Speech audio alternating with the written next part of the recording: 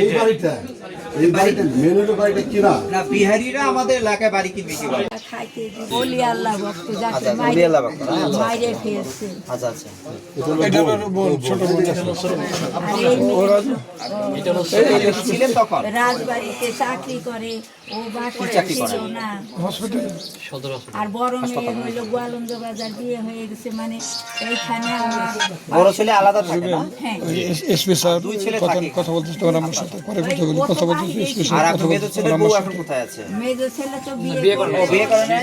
বিয়ে করে না, বলে কি আমি কর্ম করি না, আমাকে বিয়ে করাইতে চাও কিসের জন্য? আচ্ছা আচ্ছা আমার বিয়ে করা কি জেল হাজত খাটাবে, ও বিয়ে করতে চাই না। আচ্ছা আচ্ছা। মানে এটা নরমাল টাইপের স্যার। Abnormal type এর না? ভগবান বলতে রাখা নরমাল না আচ্ছা, এই কারণে বিয়ের সাথে একেবারে হ্যাঁ খুব বুঝলাম খুব আল্লাহ ফিরুল লোক সহজ সরল মানুষ রাস্তা বেশি আমাদের দাবি আর এলাকায় যদি তারা আসে আমাদেরকে একটু অন্তত সবাইকে জানাবার দরকার নেই, আমাকে একটু গোপনে জানাবেন, আমরা ব্যবস্থা নেব, ঠিক আছে? আচ্ছা বাট আমরা এই যে এইখানে কোনো ধরনের অন্যায় হতে দিব না, এবং কাউকে অন্যায়ভাবে দখলচ্যুত করে সে এইখানে জমি কিনে নেবে বা দখল করবে, এইটা আমরা হতে দিব না। এই ব্যবসায়ী সার্কেলের ভিতর থেকেই কেউ আপনাদের কাছে কিছু ভালো মন্দ বলতে পারে, এই বিষয়টা একটু সজাগ থাকা দরকার যে একজন আরেকজনের জন্য যাবে ভালো মন্দ একটা স্বাভাবিক ব্যাপার, কিন্তু ওই ব্যবসার সুসম্পর্কের কারণে একটা ভুল তথ্য দিতে পারে যে এখানে ছিলই না, এখান থেকে এবার মানে কোটার মাইল আধা কিলো দিবে, সে তো ঘটনা শোনার পরে যাতে প্রভাবিত না হয়। ওইটা কে কি বললো আমরা সেটা দেখবো না, এখানে আমি কি বলি আপনার আপনার কনফিডেন্স আছে আমার, তারপর এখানে ভাই আই উইটনেস আছে, মানে প্রত্যক্ষদর্শী সাক্ষী আছে না? সাক্ষীদের এখানে একটা ফৌজদারি মামলা প্রমাণের ক্ষেত্রে প্রত্যক্ষদর্শী সাক্ষীর ভূমিকা সবচেয়ে বেশি। তো সেখানে সাক্ষীরা যদি বলে এ এ এ ছিল, মানে উনি ছিলেন, তো আমরা তাকে বাদ দেবো কিভাবে? তাছাড়া তো সুতরাং এটা কোনো সুযোগ নেই। ভিডিও ফুটেজ আছে, জি, অস্বীকার ওই তো করার ভিডিও সুযোগ ফুটেজ নেই। আছে। সুতরাং আপনারা এটা নিশ্চিত থাকতে পারেন যে আমরা ওই যে কোনো ব্যবসায়ী মহল বা কারো ইন্ধনে আমরা কাউকে বাদ দিব না। ধন্যবাদ মানে তাদের এটা আমরা আশঙ্কা করতে ছিল, পারি। আমি just ঠিক আছে? আপনাকে জি। না ঠিক আছে, এটা আপনারা আশঙ্কা করতেছেন, আমরা সেই আশঙ্কা সত্য মানে হতে দিব না। ঠিক আছে? বাড়িওয়ালা থাকে বাইরে, এটা আমার মনে হয় ও আপনাদের আসে না কেন? বাড়িওয়ালা স্যার এই মতো খোঁজই নেয় না। ও সালথায় না? নগরকান্দায়। তো আসে না কেন? না নগরকান্দা না, ওই যে এই যাই হোক বিহারীদের জন্য সরকার নির্ধারিত যে কলোনি আছে সেখানে থাকতে হবে, ঠিক আছে?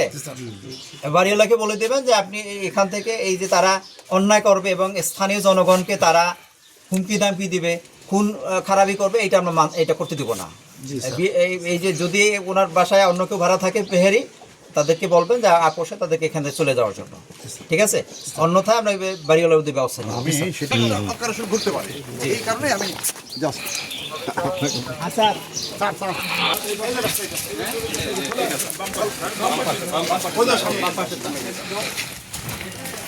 এইখানে সে কি করবে এটা ওনার দেখা দায়িত্ব। কি করবে যাবো? বাসা কোনটা? এই গাড়িটা কার? এইটাই করে ভিতরে কি আছে? আজকে একটি হত্যা মামলার ঘটনাস্থল তদারকি করার জন্য এখানে এসেছি। আপনারা জানেন যে গত কিছুদিন আগে জুয়েল নামের একজন বুদ্ধি প্রতিবন্ধী লোককে কুপিয়ে এবং পিটিয়ে তাকে গুরুতর জখম করা হয়, পরবর্তীতে সে হাসপাতালে নেওয়ার পর সে মারা যায়। তো আমরা এই ঘটনা সম্পর্কে যেটা জানতে পেরেছি সেটা হলো যে আসামি পক্ষ মূলত তারা বিহারি, অর্থাৎ পাকিস্তান থেকে কোনো এক সময় এই দেশে এসে তারা বসবাস করা শুরু করে এবং তারা মূলত সৈয়দপুরের থেকে এখানে আসে।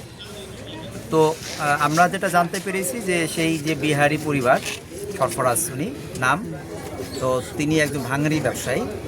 তো তার সাথে এই যে ভিকটিমের পূর্বে থেকে ভিকটিমের পরিবারের একটি দ্বন্দ্ব ছিল মূলত জায়গা জমিকে কেন্দ্র করে, এবং আমি ঘটনাস্থল পরিদর্শন করে যেটা জানতে পেরেছি সেটা হলো যে ভিকটিমের বাড়ি থেকে আসামিদের বাড়ি কিন্তু যথেষ্ট দূরত্বে, কিন্তু ভিকটিমদের বাড়িতে যে আসামিরা ইচ্ছাকৃতভাবে তারা ওখানে একটি ঝামেলা সৃষ্টি করে এবং ভিকটিমের যিনি মারা গিয়েছেন জুয়েল, তার মাকে প্রথমে আঘাত করে এবং তার মাকে বাঁচাতে গেলে তখন ওই যে দুই সন্তানকে মারপিট করা হয় এবং একজন সন্তান জুয়েল তিনি মারা যান এবং আরেকজন গুরুতর আহত হন। তো এই ঘটনায় আমরা এলাকাবাসীর সহযোগিতা ইতিমধ্যে 2 জন আসামিকে গ্রেপ্তার করেছি।